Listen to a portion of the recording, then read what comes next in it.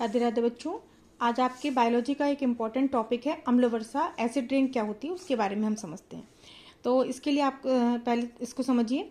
Nitrogen व sulphur के oxide अधिकांशतः पेट्रोल डीजल दहन से उत्पन्न होते हैं। ठीक है, नाइट्रोजन और सल्फर के ऑक्साइड किससे? पेट्रोल और डीजल के दहन से उत्पन्न होते हैं।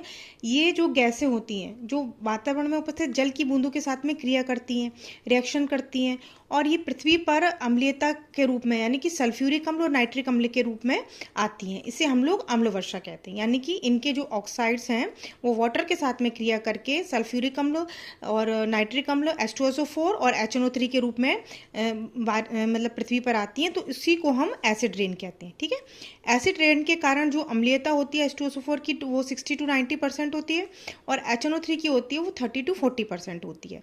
अम्ल वर्षा शब्द जो है वो आपका रॉबर्ट अंगस्ट ने दिया था।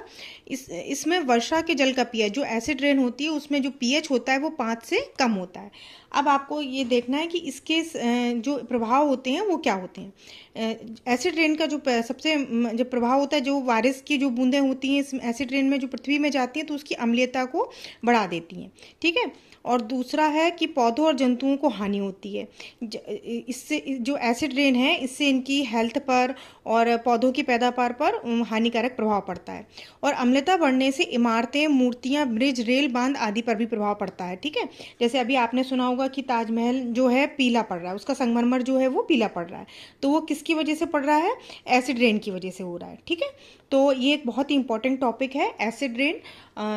इसको आप अच्छे से समझिए और इसको अच्छे से एग्जाम के लिए तैयार कीजिएगा।